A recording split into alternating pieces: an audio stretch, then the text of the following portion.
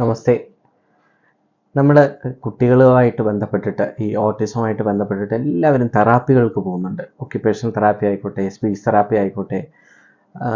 ഇതൊക്കെ പല പേഷ്യൻസും എനിക്ക് കഴിഞ്ഞ ദിവസം ഒ പിയിൽ വന്നൊരു 8 വയസ്സുള്ളൊരു കുട്ടിയാണ്. അവർ 3-ാമത്തെ വയസ്സ് മുതൽ ഏകദേശം ഒരു 5 കൊല്ലത്തോളമായി ഇപ്പോൾ തെറാപ്പികൾ കൊടുക്കുന്നു.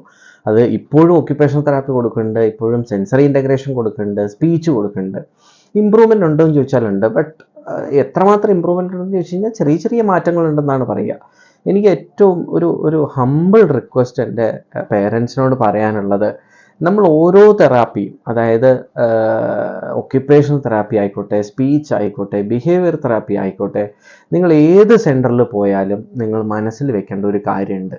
ഏറ്റവും പ്രധാനമായിട്ട് ഇവർ നമുക്ക് തെറാപ്പിസ്റ്റുമാർ, പ്രൊഫഷണൽസ് പ്ലാൻ ചെയ്യുന്ന ഒരു ബ്രോഡ് സ്പെക്ട്രമാണ്. ഈ കുട്ടിക്ക് ഉണ്ടാക്കേണ്ട ഒരു മാറ്റത്തെക്കുറിച്ചാണ് അവർ ചർച്ച ചെയ്യുന്നത്.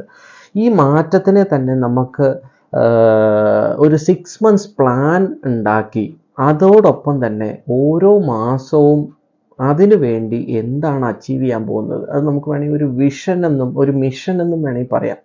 ഈ ഓരോ മാസവും ചെയ്യുന്നതാണ് നമ്മുടെ മിഷൻ എന്ന് പറയുന്നത്. നമ്മൾ എത്തിപ്പിടിക്കേണ്ട ഒരു സ്റ്റേജാണത്. അപ്പം ഈ മിഷൻ ഇല്ലാണ്ട് നമുക്ക് വിഷൻ വെച്ചതുകൊണ്ട് ഒരു കാര്യമില്ല. അത് പേഴ്സണലായിട്ട് ഞാൻ പറയുകയാണ്. അപ്പം ഏത് തെറാപ്പി സെൻറ്ററിലായിക്കോട്ടെ, ആ പ്രൊഫഷണലിൻ്റെ മനസ്സിലുണ്ടാവുന്ന ഒരു വിഷൻ, ആ വിഷൻ പേരൻസിനും ഉണ്ട്. ഈ വിഷൻ അച്ചീവ് ചെയ്യാനായിട്ട് ഈ പ്രൊഫഷണൽസ് പ്ലാൻ ചെയ്യുന്ന ഓരോ മിഷൻസ് ഉണ്ട്. ഈ മാസം എന്താണ് അച്ചീവ് ചെയ്യേണ്ടത് എന്നുള്ളത് ഇത് വ്യക്തമായിട്ടും അവരോട് ചോദിച്ച് മനസ്സിലാക്കുക. ഓക്കെ, ഈ മാസം, ഈ നെക്സ്റ്റ് മന്ത് എന്തൊക്കെ ചേഞ്ചസ് ആണ് ആസ് എ സ്പീച്ച് തെറാപ്പിസ്റ്റ് എന്താണ് ചെയ്യാൻ പോകുന്നത്. അത് ചിലപ്പോൾ വലിയ കാര്യങ്ങളൊന്നും ആവില്ല. ചിലപ്പം കുട്ടി ABCD എയും ബിയും പറയിക്കാനാണ് ഞാൻ ഈ മാസം ശ്രമിക്കുന്നത് എന്ന് പറഞ്ഞാൽ മേ ബി മൈന്യൂട്ട് ആയാലും ആയിക്കോട്ടെ, അതിനൊരു ഗോൾ ഉണ്ടാവണം. അതുപോലെ തന്നെയാണ് സെൻസറി ഇൻ്റഗ്രേഷനും ബിഹേവിയർ തെറാപ്പി ആയിക്കോട്ടെ. അപ്പം ഈ broad spectrum to make a change in behaviour therapy എന്ന് പറയുന്നത് നമ്മുടെ വിഷൻ മാത്രമേ ആവുന്നുള്ളൂ. ഇതിന് ഈ മാസം എന്ത് സ്റ്റെപ്പാണ് നമുക്ക് അച്ചീവ് ചെയ്യാൻ പറ്റുന്നത്, അത് ചിലപ്പോൾ പ്രൊഫഷണലിനെ അറിയുണ്ടാവുള്ളൂ. ഈ കുട്ടിയുടെ അപ്പോഴത്തെ സ്റ്റേജ് വെച്ചിട്ട് ഏത് ആണ് നമുക്ക് ഒരു മാസം കൊണ്ട് അച്ചീവ് ചെയ്യാൻ പറ്റുക. ഈ ഗോൾ ആദ്യം സെറ്റ് ചെയ്യുക. ആ ഗോൾ അച്ചീവ് ചെയ്യാനായിട്ട് എത്ര സെഷൻസ് വേണമെന്നും കൂടെ ഒന്ന് ചോദിക്കാം. ഓക്കെ, മേ ബി 10 സെഷൻ ഉണ്ടെങ്കിൽ എനിക്കത് ട്രൈ ചെയ്യാം. അപ്പോൾ നമുക്കുള്ളൊരു ഗുണം എന്താ വെച്ചാൽ, ഈ പ്രൊഫഷണൽ എന്താണ് ഉദ്ദേശിച്ച് തെറാപ്പി എടുക്കണമെന്നുള്ളത് ആസ് എ പേരൻറ്റ് നമുക്ക് മനസ്സിലാവും. രണ്ടാമതൊരു ഗുണമുള്ളത്, ഓക്കെ മാഡം, ഈ ഒരു അച്ചീവ്മെൻറ്റ് കിട്ടാൻ വേണ്ടി ഞാൻ എന്താ വീട്ടിൽ ചെയ്യേണ്ടത്, ഞാൻ എന്തെങ്കിലും ഹോം തെറാപ്പീസ് ചെയ്യാനുണ്ടോ? ഓട്ടോമാറ്റിക്കലി ഞാൻ പറയുകയാണെങ്കിൽ അതിന് പാരലായിട്ട് തന്നെ ഒരു പേരൻ്റ് വീട്ടിൽ വർക്ക് ചെയ്യുകയാണെങ്കിൽ നമുക്ക് തീർച്ചയായിട്ടും ആ മന്ത് എൻഡ് നമ്മൾ ആ ഗോള്, ഓരോ ഡിപ്പാർട്ട്മെൻറ്റിൻ്റെയും ഗോൾ എടുത്ത് നോക്കിയാൽ കുട്ടി അത് അച്ചീവ് ചെയ്തിട്ടുണ്ടാവും. കാരണം 2 പേരാണ് ഇതിനു വേണ്ടി വർക്ക് ചെയ്യുന്നത്. ഒരു 45 മിനിറ്റ്സ് ഒരു തെറാപ്പിസ്റ്റ് അല്ലെങ്കിൽ പ്രൊഫഷണലിൽ വർക്ക് ചെയ്യുന്നത് മാത്രം മതിയാവില്ല ആ കുട്ടിക്ക് ചേഞ്ച് ഉണ്ടാക്കാൻ. അത് വീട്ടിലുള്ളവരും അവെയർ ആവുകയും അതിനുവേണ്ടി പ്രയത്നിക്കുകയും കൂടെ ചെയ്താൽ, നിങ്ങളൊന്ന് ആലോചിച്ച് നോക്കൂ, ഈ 6 മാസത്തോളം കൊടുക്കുന്ന തെറാപ്പി നമുക്ക് ഒറ്റ മാസം കൊണ്ട് കിട്ടും. എല്ലാവരും കാശ് മുടക്കിയാണ് ചെയ്യണത്. അപ്പം ഒരാളുടെ പോലും 1 രൂപ പോലും നമുക്ക് വേസ്റ്റ് ആവാണ്ട്, അതിലുപരി പ്രൊഫഷണൽ എത്രമാത്രം എഫേർട്ട് എടുക്കുന്നു. ഇവർ ഈ 6 മാസം എഫേർട്ട് എടുത്തിട്ടുണ്ടാക്കുന്ന റിസൾട്ട് 1 മാസം കൊണ്ട് കിട്ടുകയാണെന്ന് വെച്ചാൽ നല്ലതല്ലേ.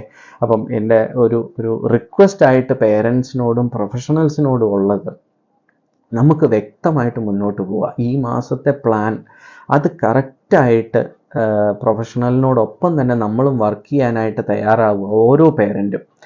2 പ്രൊഫഷണൽസ് ആയാലും നമുക്ക് ഈ കുട്ടിക്ക് എന്താണ് ഈ മാസത്തെ മാറ്റം എന്നുള്ളത്, അല്ലെങ്കിൽ ഗോൾ സെറ്റ് ചെയ്യുന്നത് പേരൻസിനോടും കൂടെ ഒന്ന് പറയുക.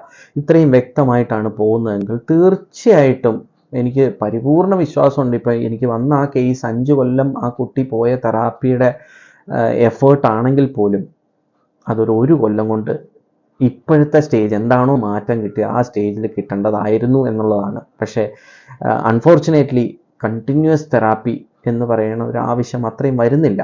അപ്പോൾ ഫലത്തിൽ എന്താ പറ്റണമെന്ന് വെച്ച് കഴിഞ്ഞാൽ 2 കൊല്ലം കൂടെ, ഇപ്പോൾ തന്നെ ആ പേരൻ്റ് കൺഫ്യൂസ്ഡ് ആണ്, ഇനിയിപ്പോൾ എന്ത് തെറാപ്പി കൊടുക്കാനാ. ഒരുപാട് പേരൻസ് 15 വയസ്സുള്ള കുട്ടിയൊക്കെ ആയിട്ട് വരുന്നുണ്ട്. ആദ്യമൊക്കെ ഒരുപാട് തെറാപ്പി കൊടുത്തിരുന്നു, പക്ഷേ എനിക്ക് അത്ര ഗുണമൊന്നും കിട്ടാത്തതുകൊണ്ട് ഞാൻ നിർത്തി എന്ന് പറയുക എന്നുള്ളത് മാത്രമേ ഉള്ളൂ. ഇതിൻ്റെ ഏറ്റവും ചീത്തപ്പേര് വരുന്നത് തെറാപ്പി കൊടുത്താലും ഗുണമില്ല എന്നുള്ള ഒരു അവസ്ഥയിലേക്കായിരിക്കും. അപ്പോൾ അതുകൊണ്ട് നമുക്ക് ഓരോ മാസവും കുട്ടിയിൽ ഉണ്ടാക്കുന്ന മാറ്റങ്ങൾ എന്താണ് ലക്ഷ്യം എന്നും, അപ്പോൾ ഒരു 3 മാസം നോക്കിയിട്ട് മാറ്റം ഇല്ലെങ്കിൽ നമുക്ക് അതിനുള്ള പ്രതിവിധി ഉണ്ടാക്കാമല്ലോ. അപ്പം കഴിയുന്നതും ഇതൊന്ന് മനസ്സിൽ വെക്കുക. നമ്മുടെ എഫേർട്ടും നമ്മുടെ സമയത്തിനും നമ്മുടെ പണത്തിനും ഒക്കെ ഒരു മൂല്യമുണ്ട് എന്ന് മനസ്സിലാക്കുക. നമസ്തേ.